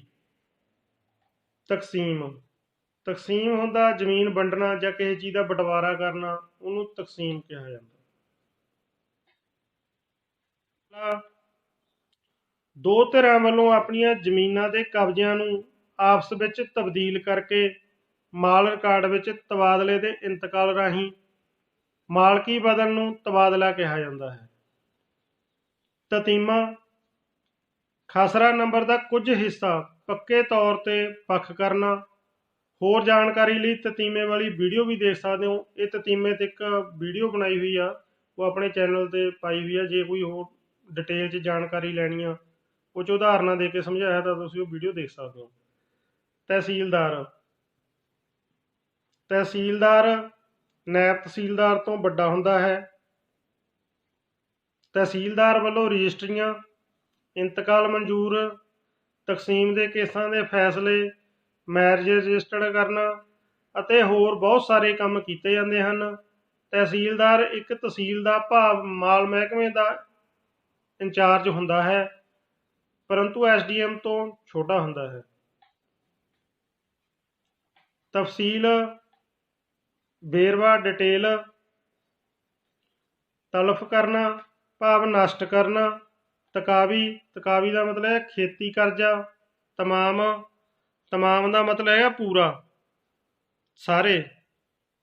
ਤਲਬ ਕਰਨਾ, ਤਲਬ ਦਾ ਮਤਲਬ ਹੈ ਪਾਬੰਦ ਕਰਨਾ, ਬੁਲਾਉਣਾ। ਤਰਮੀਮ ਦਾ ਮਤਲਬ ਹੈ ਸੋਧ ਕਰਨਾ। ਤਲਵਾਨੇ ਦਾ ਮਤਲਬ ਹੈ ਖਰਚਾ। ਦੇ ਦਾ ਮਤਲਬ ਹੈ ਪਿੰਡ। ਤਸੱਵਰ ਦਾ ਮਤਲਬ ਹੈ ਮੰਨ ਲੈਣਾ। ਦੁਖਤਰ ਦਾ ਮਤਲਬ ਹੈ ਪੁੱਤਰੀ। ਦੁਖਤਰ ਮਤਵੰਨਾ, ਗੋਦ ਲਈ ਪੁੱਤਰੀ। ਨਹਿਰੀ, ਵਾਹੀਯੋਗ ਜ਼ਮੀਨ ਜਿਸ ਨੂੰ ਨਹਿਰੀ ਪਾਣੀ ਲੱਗਦਾ ਹੋਵੇ। ਨਹਿਰੀ ਪਟਵਾਰੀ, ਇਹ ਨਹਿਰ ਮਹਿਕਮੇ ਦਾ ਕਰਮਚਾਰੀ ਹੁੰਦਾ ਹੈ। ਇਸ ਦਾ ਕੰਮ ਜਿਹੜੇ ਖੇਤਾਂ ਨੂੰ ਨਹਿਰ ਦਾ ਪਾਣੀ ਲੱਗਦਾ ਹੈ ਉਸ ਦਾ ਹਿਸਾਬ ਕਿਤਾਬ ਰੱਖਣਾ ਹੁੰਦਾ ਹੈ। ਨਿਸ਼ਾਨਦੇਹੀ, ਜਦੋਂ ਜ਼ਮੀਨ ਮਾਲਕ ਵੱਲੋਂ ਸਰਕਾਰੀ ਫੀਸ ਦੀ ਅਦਾਇਗੀ ਕਰਕੇ ਜ਼ਮੀਨ ਦੀ ਮਿਣਤੀ ਸਰਕਾਰੀ ਤੌਰ 'ਤੇ ਤਹਿਸੀਲਦਾਰ ਰਾਹੀਂ ਮਾਲ ਵਿਭਾਗ ਦੇ ਕਾਨੂੰਗੋ ਵੱਲੋਂ ਕਰਵਾਈ ਜਾਂਦੀ ਹੈ, ਉਸ ਨੂੰ ਨਿਸ਼ਾਨਦੇਹੀ ਕਿਹਾ ਜਾਂਦਾ ਹੈ। ਜ਼ਮੀਨ ਦੀ ਵੱਟ ਸੰਬੰਧੀ ਜੇਕਰ ਕੋਈ ਝਗੜਾ ਹੋਵੇ ਤਾਂ ਸਬੂਤ ਵਜੋਂ ਕਾਨੂੰਗੋ ਵੱਲੋਂ ਕੀਤੀ ਗਈ ਨਿਸ਼ਾਨਦੇਹੀ ਮੰਨਣਯੋਗ ਹੁੰਦੀ ਹੈ। ਭਾਵ ਜਿਹੜੀ ਨਿਸ਼ਾਨਦੇਹੀ ਦੀ ਪਾਵਰ ਆ ਕਾਨੂੰਨੀ ਤੌਰ 'ਤੇ ਉਹ ਕਾਨੂੰਗੋ ਕੋਲੇ ਆ। ਨਜੂਲ ਜ਼ਮੀਨ ਜਾਂ ਨਜੂਲ ਭੋਂ, ਜਦੋਂ ਕਿਸੇ ਜ਼ਮੀਨ ਦੇ ਮਾਲਕ ਦੀ ਮੌਤ ਹੋ ਜਾਂਦੀ ਹੈ ਅਤੇ ਮੌਤ ਸਮੇਂ ਉਸ ਦਾ ਕੋਈ ਕਾਨੂੰਨੀ ਵਾਰਸ ਨਾ ਹੋਵੇ ਤਾਂ ਉਸ ਦੀ ਮਾਲਕੀ ਵਾਲੀ ਜੋ ਜ਼ਮੀਨ ਹੁੰਦੀ ਹੈ ਉਹ ਸਰਕਾਰ ਦੇ ਨਾਮ ਹੋ ਜਾਂਦੀ ਹੈ। ਅਜਿਹੀ ਜ਼ਮੀਨ ਨੂੰ ਨਜ਼ੂਲ ਜ਼ਮੀਨ ਕਿਹਾ ਜਾਂਦਾ ਹੈ। ਨਕਲ ਨਵੀਸ, ਨਕਲ ਬਣਾਉਣ ਵਾਲੇ ਨੂੰ ਨਕਲ ਨਵੀਸ ਕਿਹਾ ਜਾਂਦਾ ਹੈ। ਨੰਬਰ ਸ਼ੁਮਾਰ, ਲੜੀ ਨੰਬਰ, ਜਿਵੇਂ ਉਹ ਲੜੀ ਨੰਬਰ ਲਿਖਿਆ ਹੁੰਦਾ ਨਾ 1 2 3, ਨੰਬਰ ਸ਼ੁਮਾਰ ਕਿਹਾ ਜਾਂਦਾ। ਤਰੀਕਾ ਤਕਸੀਮ ਭਾਵ ਜੋ ਤਹਿਸੀਲਦਾਰ ਦੀ ਅਦਾਲਤ ਵੱਲੋਂ ਤਕਸੀਮ ਦੀ ਸ਼ੁਰੂਆਤ ਨਕਸ਼ਾ ਊੜਾ ਤੋਂ ਕੀਤੀ ਜਾਂਦੀ ਹੈ। ਨਕਸ਼ਾ ਆੜਾ ਕਾਨੂੰਗੋ ਵੱਲੋਂ ਤਕਸੀਮ ਲਈ ਮੌਕੇ 'ਤੇ ਕਬਜ਼ੇ ਅਨੁਸਾਰ ਜੋ ਖਸਰਾ ਨੰਬਰਾਂ ਦਾ ਨਕਸ਼ਾ ਬਣਾਇਆ ਜਾਂਦਾ ਹੈ ਉਸ ਨੂੰ ਨਕਸ਼ਾ ਆੜਾ ਕਿਹਾ ਜਾਂਦਾ ਹੈ। ਨਕਸ਼ਾ ਈੜੀ ਤਹਿਸੀਲਦਾਰ ਦੀ ਅਦਾਲਤ ਵੱਲੋਂ ਕੀਤੀ ਜਾ ਰਹੀ ਤਕਸੀਮ ਦੀ ਜਦੋਂ ਲਗਭਗ ਸਾਰੀ ਕਾਰਵਾਈ ਮੁਕੰਮਲ ਹੋ ਜਾਵੇ ਹੋਣ ਸਮੇਂ ਕਾਨੂੰਗੋ ਵੱਲੋਂ ਬਟਵਾਰੇ ਲਈ ਜੋ ਆਖਰੀ ਨਕਸ਼ਾ ਤਿਆਰ ਕੀਤਾ ਜਾਂਦਾ ਹੈ ਉਸ ਨੂੰ ਨਕਸ਼ਾ ਈੜੀ ਕਿਹਾ ਜਾਂਦਾ ਹੈ।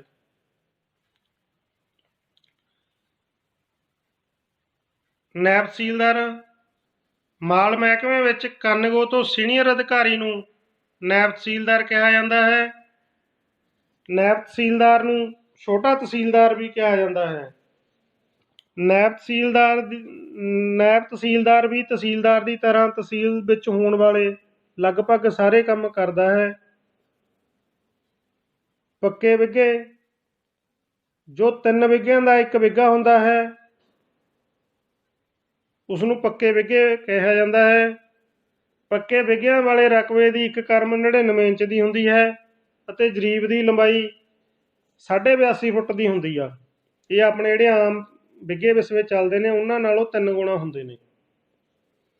ਇਹ ਕਿਸੇ ਕਿਸੇ ਪਿੰਡ 'ਚ ਹੈਗੇ ਨੇ। ਪਿਸਰ ਦਾ ਮਤਲਬ ਹੈ ਪੁੱਤਰ ਨੂੰ ਪਿਸਰ ਕਿਹਾ ਜਾਂਦਾ ਹੈ। ਪਿਸਰ ਮਤਵੰਨਾ ਗੋਦ ਲਿਆ ਹੋਇਆ ਪੁੱਤਰ ਪਿਸਰ ਮਤਵੰਨਾ ਅਖਵਾਉਂਦਾ ਹੈ। ਪੜ੍ਹਤ ਪਟਵਾਰ ਮਾਲ ਰਿਕਾਰਡ ਦੀਆਂ 2 ਪੜ੍ਹਤਾਂ ਹੁੰਦੀਆਂ ਹਨ। ਜਮ੍ਹਾਂਬੰਦੀ ਜਾਂ ਮਾਲ ਰਿਕਾਰਡ ਦੀ ਜਿਹੜੀ ਕਾਪੀ ਪਟਵਾਰੀ ਕੋਲ ਰਹਿੰਦੀ ਹੈ ਉਸ ਨੂੰ ਪੜ੍ਹਤ ਪਟਵਾਰ ਕਿਹਾ ਜਾਂਦਾ ਹੈ। ਪੜ੍ਹਤ ਸਰਕਾਰ ਮਾਲ ਰਿਕਾਰਡ ਦੀਆਂ ਜਿਹੜੀਆਂ ਕਾਪੀਆਂ ਤਹਿਸੀਲ ਦਫ਼ਤਰ ਦੇ ਰਿਕਾਰਡ ਰੂਮ ਵਿੱਚ ਜਮ੍ਹਾਂ ਹੋ ਜਾਣ ਉਸ ਰਿਕਾਰਡ ਨੂੰ ਪੜ੍ਹਤ ਸਰਕਾਰ ਕਿਹਾ ਜਾਂਦਾ ਹੈ। ਪਟਾ ਕੁਨਿੰਦਾ ਜ਼ਮੀਨ ਨੂੰ ਪਟੇ 'ਤੇ ਦੇਣ ਵਾਲੇ ਨੂੰ ਪਟਾ ਕੁਨਿੰਦਾ ਕਿਹਾ ਜਾਂਦਾ ਹੈ। ਪਟਾ ਗੁਰਿੰਦਾ ਜ਼ਮੀਨ ਨੂੰ ਪਟੇ 'ਤੇ ਜ਼ਮੀਨ ਪ੍ਰਾਪਤ ਕਰਨ ਵਾਲੇ ਨੂੰ ਪਟਾ ਗੁਰਿੰਦਾ ਕਿਹਾ ਜਾਂਦਾ ਹੈ। ਭਾਵ ਜਿਹੜਾ ਜ਼ਮੀਨ ਨੂੰ ਲੈਂਦਾ ਉਹ ਗੁਰਿੰਦਾ ਹੋ ਜਾਂਦਾ, ਪਟੇ 'ਤੇ ਦੇਣ ਵਾਲਾ ਪਟਾ ਕੁਨਿੰਦਾ।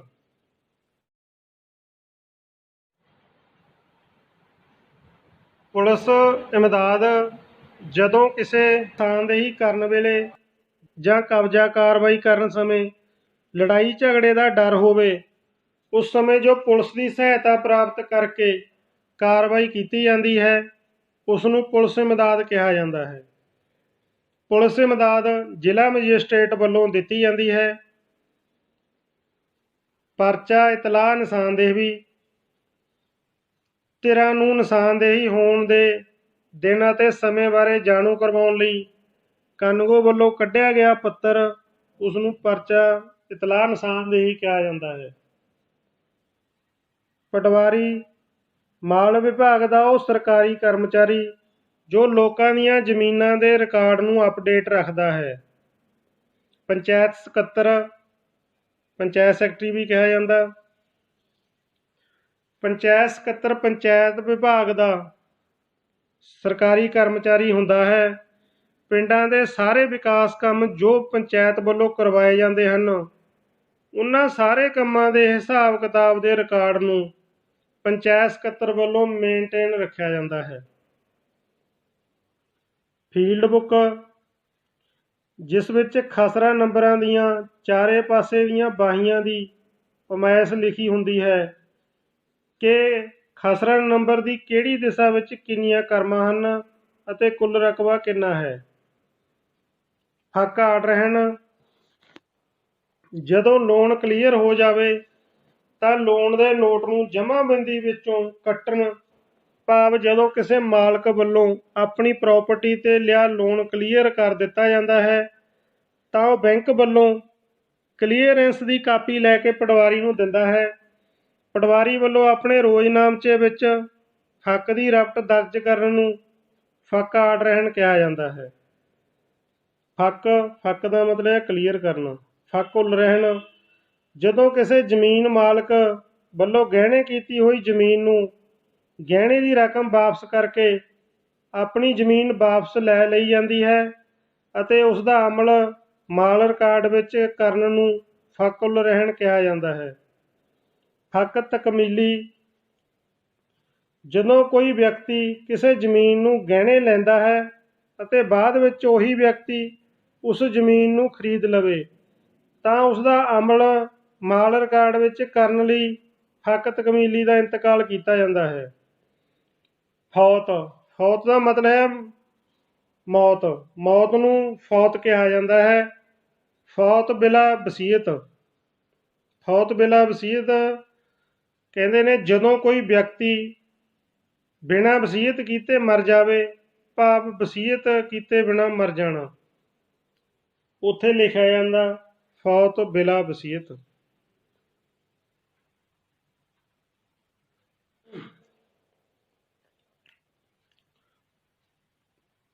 ਫਰਦ ਬਦਰ ਜਮ੍ਹਾਂਬੰਦੀ ਵਿੱਚ ਹੋਈ ਕਲੈਰੀਕਲ ਗਲਤੀ ਨੂੰ ਠੀਕ ਕਰਵਾਉਣ ਨੂੰ ਫਰਦ ਬਦਰ ਕਿਹਾ ਜਾਂਦਾ ਹੈ। ਫਰੀਕ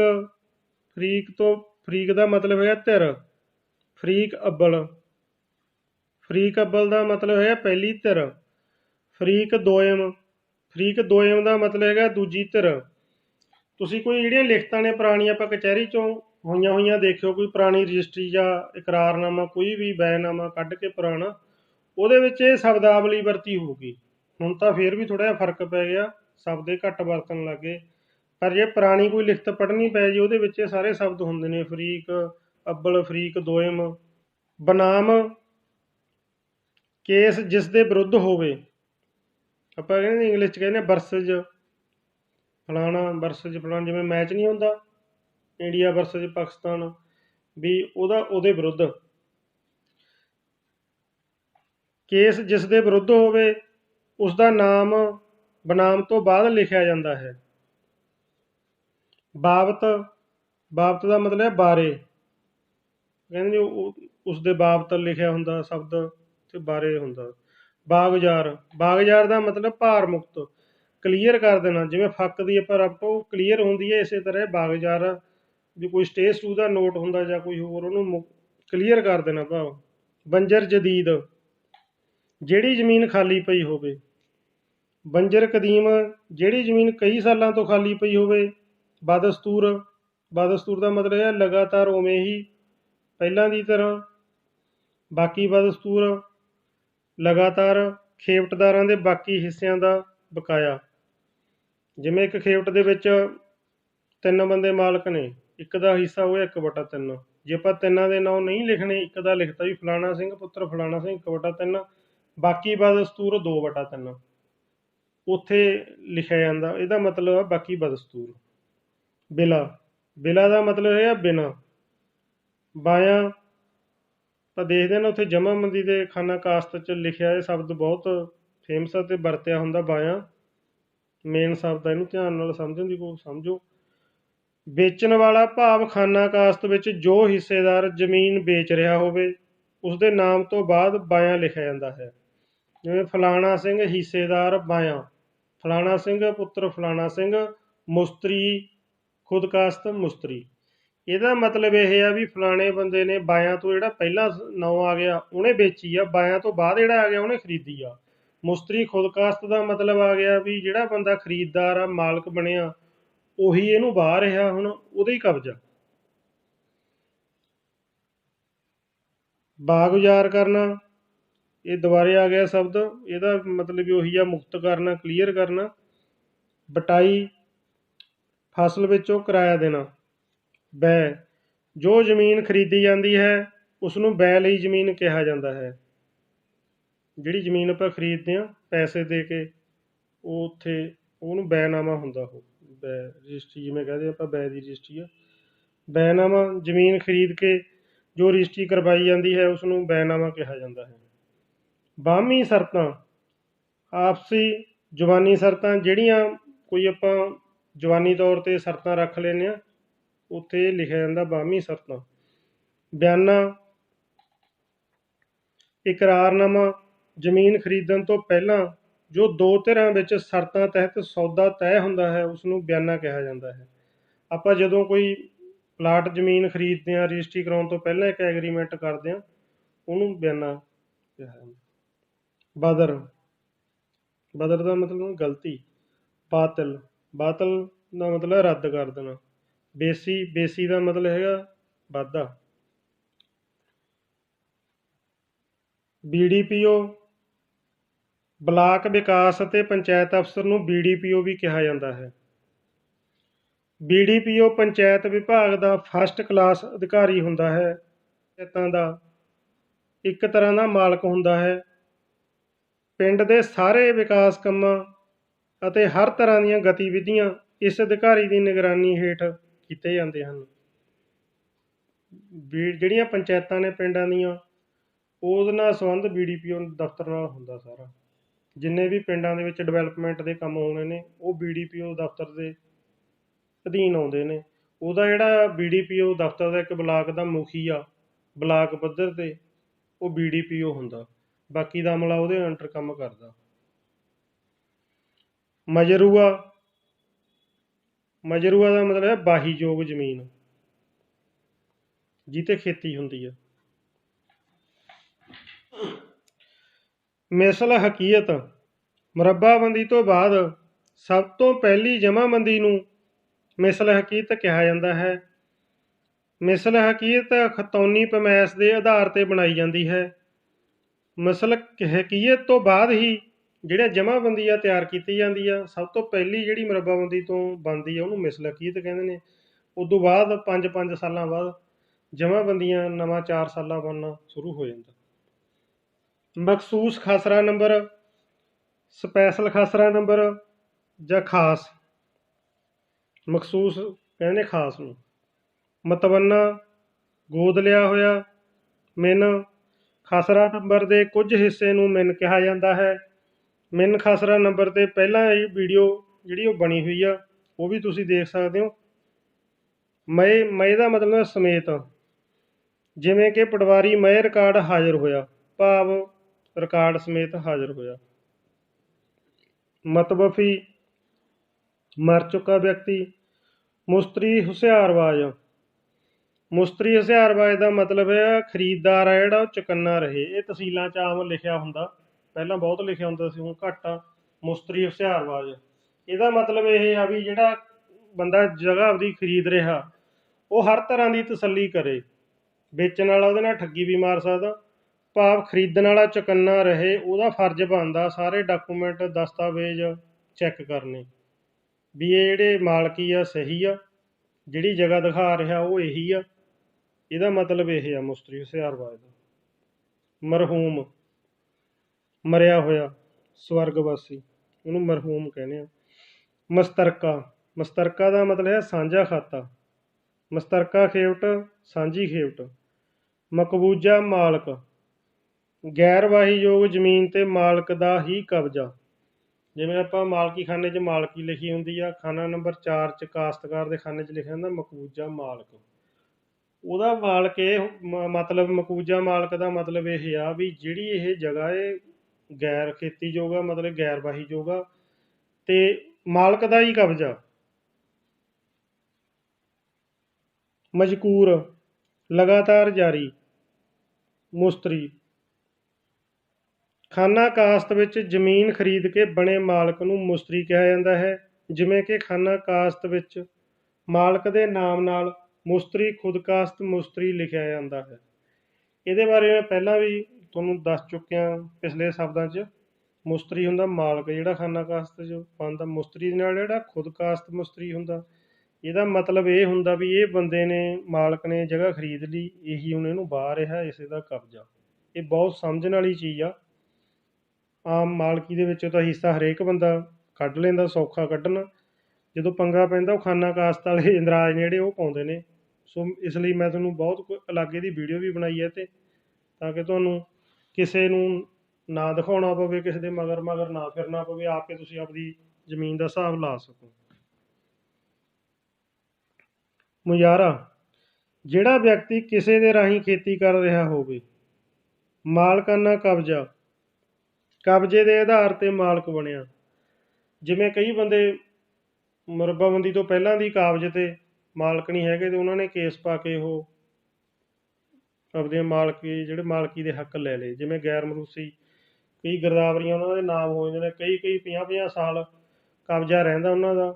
ਉਹਨਾਂ ਨੇ ਕੋਰਟਾਂ ਦੇ ਵਿੱਚ ਉਹ ਮਾਣਯੋਗ ਕੋਰਟ ਦੇ ਵਿੱਚ ਕੇਸ ਪਾ ਕੇ ਆਪਦੇ ਡਿਗਰੀਆਂ ਕਰਾਈਆਂ ਨੇ। ਉੱਥੇ ਇਹੋ ਜਿਹੇ ਸ਼ਬਦ ਵਰਤੇ ਜਾਂਦੇ ਨੇ, ਮਾਲਕਾਨਾ ਕਬਜ਼ਾ।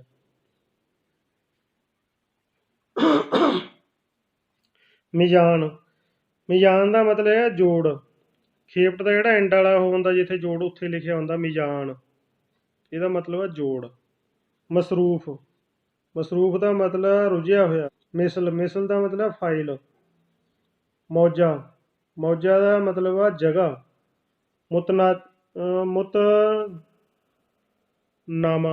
ਇਹ ਗਲਤ ਲਿਖਿਆ ਗਿਆ, ਮੁਤਨਾਜਾ ਲਿਖਣਾ ਸੀ, ਇਹਨੂੰ ਮੁਤਨਾਜਾ ਪੜ੍ਹਿਓ ਤੁਸੀਂ 182 ਨੰਬਰ 'ਤੇ।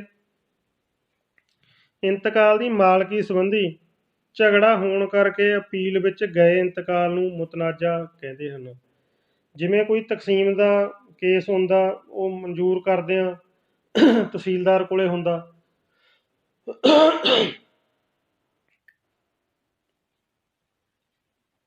ਮੁਤਨਾਜਾ ਇੰਤਕਾਲ ਦੀ ਮਾਲਕੀ ਸੰਬੰਧੀ ਝਗੜਾ ਹੋਣ ਕਰਕੇ ਅਪੀਲ ਵਿੱਚ ਗਏ ਇੰਤਕਾਲ ਨੂੰ ਮੁਤਨਾਜਾ ਕਿਹਾ ਜਾਂਦਾ ਹੈ। ਜਿਵੇਂ ਕੋਈ ਇੰਤਕਾਲ ਤਹਿਸੀਲਦਾਰ ਕੋਲੇ ਆਉਂਦਾ, ਉਹ ਕਿਸੇ ਦਾ ਵੀ ਹੋ ਸਕਦਾ, ਵਿਰਾਸਤ ਦਾ ਹੋ ਸਕਦਾ, ਤਕਸੀਮ ਦਾ, ਉਹਦੇ 'ਤੇ ਮਨਜ਼ੂਰ ਹੋਣ ਵਾਸਤੇ ਆਉਂਦਾ। ਉਹਦੇ 'ਤੇ ਕਿਸੇ ਧਿਰ ਨੂੰ ਕੋਈ ਇਤਰਾਜ਼ ਹੋ ਜਾਏ, ਜਦੋਂ ਉਹਦੇ ਝਗੜਾ ਮਤਲਬ ਅਪੀਲ ਪਾ ਦੇ ਬੰਦਾ, ਉਹ ਜਿਹੜਾ ਇੰਤਕਾਲ ਆ SDM ਕੋਲੇ ਚਲਿਆ ਜਾਂਦਾ, ਹਾਇਰ ਅਦਾਲਤ ਕੋਲੇ। ਤਹਿਸੀਲਦਾਰ ਤੋਂ ਹਾਇਰ ਹੈਗਾ SDM। ਉਹ ਇਹੋ ਜਿਹੇ ਇੰਤਕਾਲ ਨੂੰ ਜਿਹੜਾ ਝਗੜੇ ਵਾਲਾ ਹੋ ਜਾਂਦਾ ਜਾਂ SDM ਵੱਲੋਂ ਉੱਪਰ ਜਾਂਦਾ, ਉਹਨੂੰ ਮੁਤਨਾਜਾ ਕਹਿੰਦੇ ਨੇ। ਵੀ ਇੰਤਕਾਲ, ਮੇਰਾ ਮਤਲਬ ਵੀ ਜਿਹੜਾ ਝਗੜਾ ਜਿਹਤੇ ਇਤਰਾਜ਼ ਹੋ ਜੇ, ਉਹ ਮੁਤਨਾਜਾ ਇੰਤਕਾਲ ਕਿਹਾ ਜਾਂਦਾ। ਮੁਕਾਮ ਕਾਰਵਾਈ ਵਾਲੀ ਜਗ੍ਹਾ, ਸਥਾਨ। ਮਾਲੀ ਵਰ੍ਹਾ ਵਿੱਤੀ ਸਾਲ। ਮੁੰਤਕਿਲਾ ਕੁੱਲ ਹਿੱਸੇ ਵਿੱਚੋਂ ਜੋ ਹਿੱਸੇ ਅਨੁਸਾਰ ਰਕਬਾ ਕੱਢਿਆ ਜਾਂਦਾ। ਜਿਵੇਂ ਆਪਾਂ ਵੀ ਕੁੱਲ ਖੇਪਟ ਇੰਨੀ ਆ, 90 ਬਿੱਗੇ ਨੇ, ਇਹਦੇ ਵਿੱਚੋਂ ਇੱਕ ਬੰਦੇ ਦਾ 1/3 ਹਿੱਸਾ ਆ ਗਿਆ 30 ਵਿਗੇ। ਉਹ ਜਿਹੜਾ ਮੁੰਤਕਿਲਾ ਕਹਾਂਗੇ ਇਹਨੂੰ, 1/3 ਹਿੱਸਾ ਜਿਹੜਾ ਹਿੱਸਾ ਕੱਢਿਆ ਵੀ ਕੁੱਲ ਚੋਂ। ਮੁਹਾਫਿਜ਼ ਖਾਨਾ, ਰਿਕਾਰਡ ਰੂਮ। ਮੁਸੰਨਾ ਕਿਸੇ ਇੰਤਕਾਲ ਵਗੈਰਾ ਦੇ ਫੈਸਲਾ ਆਦਿ ਸੰਬੰਧੀ ਡੁਪਲੀਕੇਟ ਕਾਪੀ ਤਿਆਰ ਕਰਨੀ। ਭਾਵ ਜਿਹੜੀ ਕੋਈ ਖੋਜੇ ਜਾਂ ਕੋਈ ਹੋਰ ਆ, ਉਹਦਾ ਕਿਸੇ ਵੀ ਤਰ੍ਹਾਂ ਕੋਈ ਚੱਕਰ ਹੋ ਜੇ, ਜਦੋਂ ਉਹਦੀ ਮਹਿਕਮੇ ਦੇ ਵਿੱਚੋਂ ਕਾਪੀ ਤਿਆਰ ਕਰਾਈ ਜਾਂਦੀ ਆ ਉਹਨਾਂ ਦੀ, ਉਹਨੂੰ ਮੁਸੰਨਾ ਕਹਿੰਦੇ ਨੇ। ਮੁਰੱਬਾ ਬਿੱਗੇ ਵਿਸਵੇ ਵਾਲੀ ਜ਼ਮੀਨ ਦੇ 16 ਕਿੱਲਿਆਂ ਦਾ ਇੱਕ ਮੁਰੱਬਾ ਹੁੰਦਾ ਹੈ ਅਤੇ ਕਨਾਲ ਮਰਲਿਆਂ ਵਾਲੀ ਜ਼ਮੀਨ ਦੇ 25 ਏਕੜ ਕਿੱਲਿਆਂ ਦਾ ਇੱਕ ਮੁਰੱਬਾ ਜਾਂ ਮਸਤੀਲ ਹੁੰਦੀ ਹੈ, ਉਹਨੂੰ ਮੁਰੱਬਾ ਕਿਹਾ ਜਾਂਦਾ। ਮਾਲ ਗੁਜ਼ਾਰੀ, ਭੌ ਮਾਲੀਆ, ਮੁੜ ਸਮਾਇਤ, ਪੁਨਰ ਵਿਚਾਰ। ਮਾਲਿਕਾਨਾ ਉੱਚ ਦਰਜੇ ਦਾ ਮਾਲ। ਮੁਦਈ ਦਾਅਵਾ ਕਰਨ ਵਾਲੀ ਧਿਰ, ਭਾਵ ਇਹਨੂੰ ਪਟੀਸ਼ਨਰ ਕਹਿ ਦਿੰਦੇ ਆ। ਇੱਕ ਰਿਸਪੋਂਡੈਂਟ ਹੁੰਦਾ, ਇੱਕ ਪਟੀਸ਼ਨਰ। ਇਹ ਮੁਦਈ ਹੈ ਜਿਹੜਾ ਪਟੀਸ਼ਨਰ, ਦਾਅਵਾ ਕਰਨ ਵਾਲਾ, ਜਿਹਦਾ ਨਾਮ ਆ ਬਨਾਮ ਵਰਸੇ ਤੋਂ ਪਹਿਲਾਂ ਆਉਂਦਾ, ਉਹਨੂੰ ਮੁਦਈ ਕਹਿੰਦੇ ਨੇ। ਮੁਦਈ ਦਾਅਵਾ ਕਰਨ ਵਾਲੀ ਧਿਰ। ਮਜੀਦ ਵਾਧੂ। ਮਸਾਤ ਗਿਣਤੀ ਦਾ ਤਰੀਕਾ। ਮਸਕੂਕ ਸ਼ੱਕੀ। ਮਾਲੀਅਤ ਕੀਮਤ। ਮਚੱਲਕਾ ਨਿੱਜੀ। ਜ਼ਮਾਨਤਨਾਮਾ ਮੁਵੱਕਲ ਵਕੀਲ ਦਾ ਗਾਹਕ। ਮਨਸੂਖ ਕਰਨਾ, ਖਾਰਜ ਕਰਨਾ। ਮਸਲਨ ਮਿਸਾਲ ਦੇ ਤੌਰ 'ਤੇ। ਮੁਕਰਰ ਨਿਸ਼ਚਿਤ ਕਰਨਾ। ਰਹਿਣ ਕਿਸੇ ਨੂੰ ਜ਼ਮੀਨ ਗਹਿਣੇ 'ਤੇ ਦੇਣਾ। ਰਹਿਬਰੀ ਲੈਣਾ ਜਾਂ ਤੋਂ ਸੇਧ ਮੰਗਣ ਨੂੰ ਰਹਿਬਰੀ ਕਿਹਾ ਜਾਂਦਾ ਹੈ। ਰਿਪੋਰਟ ਨਿਸ਼ਾਨਦੇਹੀ ਕਰਨ ਤੋਂ ਬਾਅਦ ਜੋ ਕਾਨੂੰਗੋ ਵੱਲੋਂ ਮਿਣਤੀ ਸੰਬੰਧੀ ਰਿਪੋਰਟ ਤਿਆਰ ਕੀਤੀ ਜਾਂਦੀ ਹੈ, ਉਸ ਨੂੰ ਰਿਪੋਰਟ ਨਿਸ਼ਾਨਦੇਹੀ ਕਿਹਾ ਜਾਂਦਾ ਹੈ। ਰੋਜ਼ਨਾਮਚਾ ਵਾਕਿਆਤੀ ਜਿਸ ਕਿਤਾਬ ਵਿੱਚ ਪਟਵਾਰੀ ਵੱਲੋਂ ਹਰ ਕੰਮ ਦੀ ਕਾਰਵਾਈ ਦਰਜ ਕੀਤੀ ਜਾਂਦੀ ਹੈ, ਉਸ ਨੂੰ ਰੋਜ਼ਨਾਮਚਾ ਵਾਕਿਆਤੀ ਕਿਹਾ ਜਾਂਦਾ ਹੈ। ਰਜਿਸਟਰ ਉਜਰਤ ਜਿਸ ਰਜਿਸਟਰ ਵਿੱਚ ਪਟਵਾਰੀ ਵੱਲੋਂ ਜਮ੍ਹਾਂਬੰਦੀ ਵਗੈਰਾ ਦੀਆਂ ਨਕਲਾਂ ਦੀ ਸਰਕਾਰੀ ਫੀਸ ਦਰਜ ਕੀਤੀ ਜਾਂਦੀ ਹੈ ਉਸ ਨੂੰ ਰਜਿਸਟਰ ਉਜਰਤ ਕਿਹਾ ਜਾਂਦਾ। ਰਾਹਨ ਬਾ ਕਬਜ਼ਾ, ਗਹਿਣੇ ਕਬਜ਼ੇ ਸਮੇਤ, ਜਿੱਥੇ ਗਹਿਣੇ ਕੋਈ ਕਬਜ਼ੇ ਸਮੇਤ ਦਿੱਤੀਆਂ ਉੱਥੇ ਰਹਿਣ ਬਾ ਕਬਜ਼ਾ ਉਹਨੂੰ ਕਿਹਾ ਜਾਂਦਾ। ਰਹਿਣਦਾਰ ਰਹਿਣ, ਗਹਿਣੇ ਲੈਣ ਵਾਲਾ ਆਪਣਾ ਹੱਕ ਅੱਗੇ ਕਿਸੇ ਹੋਰ ਕੋਲ ਗਹਿਣੇ ਕਰ ਦੇਵੇ ਉਹਨੂੰ ਰਹਿਣਦਾਰ ਰਹਿਣ ਕਿਹਾ ਜਾਂਦਾ। ਰਫਾਏ ਆਮ, ਸਾਰਿਆਂ ਦੇ ਵਰਤਣ ਲਈ ਸਾਂਝਾ, ਜਿਵੇਂ ਸਾਰੇ ਆਮ ਵੀ ਲਿਖਿਆ ਜਾਂਦਾ, ਰਫਾਏ ਆਮ ਇਹ ਉਹੀ ਚੀਜ਼ ਆ ਜਾਂਦੀ ਆ। ਲਫ, ਲਫ ਦਾ ਮਤਲਬ ਹੈਗਾ ਨੱਥੀ।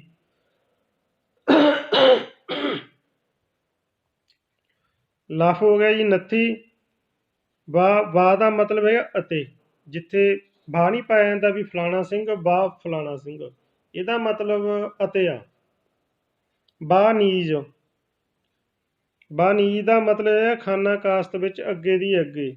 ਬਾਨੀਜ਼ ਸ਼ਬਦ ਇਹ ਬਾਇਆਂ ਨਾਲ ਲੱਗਦਾ, ਇੱਕ ਤਾਂ ਬਾਇਆਂ ਹੋ ਜਾਂਦਾ ਵੀ ਇਹ ਵੇਚਿਆ, ਇੱਕ ਬਾਨੀਜ਼ ਬਾਇਆਂ ਉਹ ਹੁੰਦਾ ਵੀ ਇਹਨੇ ਖਰੀਦੀ ਪਹਿਲਾਂ, ਵੀ ਖਰੀਦ ਕੇ ਅੱਗੇ ਫਿਰ ਕਿਸੇ ਹੋਰ ਨੂੰ ਵੇਚਤੀ।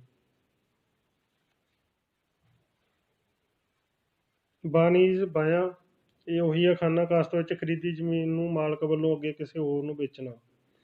ਵਾਲਿਦ, ਵਾਲਿਦ ਕਹਿੰਦੇ ਨੇ ਪਿਤਾ ਨੂੰ। ਵਾਲਿਦਾ ਮਾਤਾ। ਵਸੀਕਾ ਲਿਖਤ, ਵਿਰਾਸਤ, ਕਿਸੇ ਦੀ ਮੌਤ ਤੋਂ ਬਾਅਦ ਉਸਦੀ ਜਾਇਦਾਦ ਉਸਦੇ ਵਾਰਸਾਂ ਦੇ ਨਾਮ ਹੋਣ ਨੂੰ ਵਿਰਾਸਤ ਕਹਿੰਦੇ ਹਨ।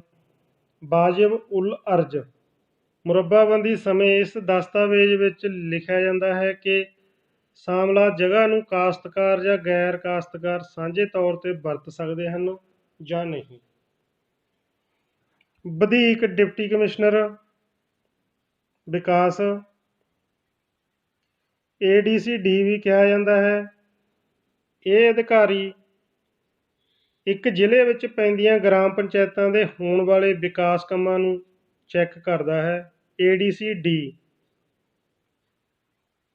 Additional deputy commissioner development. ਵਧੀਕ ਡਿਪਟੀ ਕਮਿਸ਼ਨਰ ਵਿਕਾਸ DDPO ਤੋਂ ਵੱਡਾ ਅਤੇ ਡਿਪਟੀ ਕਮਿਸ਼ਨਰ ਤੋਂ ਛੋਟਾ ਅਧਿਕਾਰੀ ਹੁੰਦਾ ਹੈ। ਹਰ ਜ਼ਿਲ੍ਹੇ ਵਿੱਚ ਇੱਕ ADCD ਹੁੰਦਾ ਹੈ। ਹਰੇਕ ਜ਼ਿਲ੍ਹੇ ਦੇ ਵਿੱਚ ਇੱਕ DC ਹੁੰਦਾ, ਇੱਕੋ ਤੋਂ ਛੋਟਾ ADC ਜਰਨਲ ਹੁੰਦਾ। ਇੱਕ ਤਾਂ ADC ਜਰਨਲ ਆ ਜਿਹੜਾ ਉਹ ਸਾਰੇ ਮਹਿਕਮਿਆਂ ਵਾਸਤੇ ਹੋ ਜਾਂਦਾ, ਦੇਖਣ ਨੂੰ ਸਾਰੇ ਕੰਮਾਂ ਨੂੰ, ਜਿਵੇਂ ADC ਜਿਵੇਂ DC ਸਾਹਿਬ ਹੋ ਗਏ। ਇੱਕ ਹੁੰਦਾ ADCD, ਜਿਹੜਾ ADCD ਆ ਉਹ ਸਿਰਫ ਡਿਵੈਲਪਮੈਂਟ ਦਾ, ਭਾਵ ਪਿੰਡਾਂ ਨੂੰ ਦੇਖਦੇ ਨੇ, ਉਹਨਾਂ ਕੋਲੇ ਪਿੰਡਾਂ ਦੀ ਡਿਵੈਲਪਮੈਂਟ ਦਾ ਕੰਮ ਆ ਜਾਂਦਾ। ਹਰੇਕ ਜ਼ਿਲ੍ਹੇ 'ਚ ਇੱਕ DC, 2 ADC, ਇੱਕ ADC ਜਰਨਲ, ਇੱਕ ADC ਡਿਵੈਲਪਮੈਂਟ ਭਾਵ ADCD। ਵਕਫ ਬੋਰਡ, ਮੁਸਲਮਾਨਾਂ ਦੇ ਧਾਰਮਿਕ ਸਥਾਨਾਂ, ਜ਼ਮੀਨਾਂ ਆਦਿ ਦੀ ਸੰਭਾਲ ਲਈ ਬਣੀ ਹੋਈ ਕਮੇਟੀ ਨੂੰ ਵਕਫ ਬੋਰਡ ਕਿਹਾ ਜਾਂਦਾ ਹੈ। ਵਕਫ ਬੋਰਡ 'ਤੇ ਆਪਾਂ ਇੱਕ ਵੀਡੀਓ ਵੀ ਬਣਾਈ ਹੋਈ ਆ, ਜੇ ਕੋਈ ਹੋਰ ਡਿਟੇਲ 'ਚ ਦੇਖਣਾ ਤਾਂ ਉਹ ਡਿਟੇਲ 'ਚ ਤੁਸੀਂ ਆਪਣੇ ਚੈਨਲ ਦੀ ਪਲੇਲਿਸਟ 'ਚ ਜਾ ਕੇ ਵੀਡੀਓ ਵੀ ਦੇਖ ਸਕਦੇ ਹੋ।